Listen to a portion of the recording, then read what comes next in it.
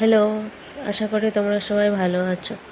আজকে রান্না করব ভেবে পাচ্ছিলাম না, তারপরে হঠাৎ আইডিয়া আসলো, চলো এক ধাবা স্টাইল চিকেন বানাই, এটা সবার ভালো লাগবে।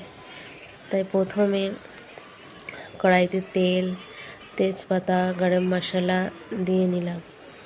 তারপরে পেঁয়াজ কেটে ছোট ছোট করে পেঁয়াজ কেটে হালকা একদম পাতলা পেঁয়াজ কেটে ভালোভাবে পেঁয়াজটাকে হালকা ব্রাউন কালারের করে নিতে হবে।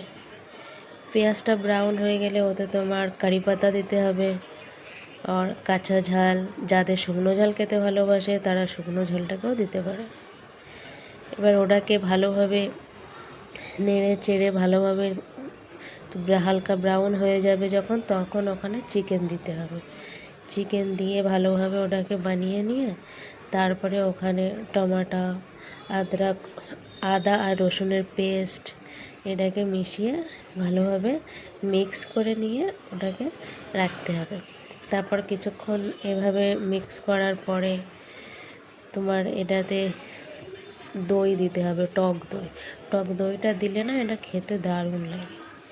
হালকা লবণ, মশলা, তো শুকনো যে পাউডারগুলো থাকে, পাউডার মশলা, ধনিয়া সব মিশিয়ে নিলাম।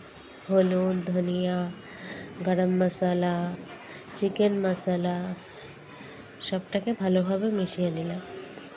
তারপরে এতে টক দইটা দিয়ে দিলাম। টক দইটা দিয়ে এটাকে খুব সুন্দর করে এটাকে নেড়ে চেড়ে একদম নাড়িয়ে চাড়িয়ে ভালোভাবে এটাকে মিক্স করে নেব। আর এটা না স্লো গ্যাসে করতে হবে, তা নাহলে টক দই না স্লো গ্যাসে না করলে ওটা খারাপ হয়ে যেতে পারে। করে নিয়ে খানিক সময় 10 মিনিট এভাবেই মিডিয়াম গ্যাসে ঢেকে রাখতে হবে।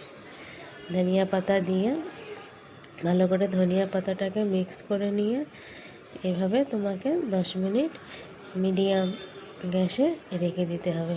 তারপরে এটাতে দেখবে খুব সুন্দর একটা খুশবু আসছে, খেতেও এটা দারুণ লাগে, খুবই ভালো হয় খেতে। একদিন সবাই বানিয়ে দেখো, খুব সুন্দর লাগবে, খুব তাড়াতাড়ি হয়ে যায়, সময়ও বেশি লাগে না।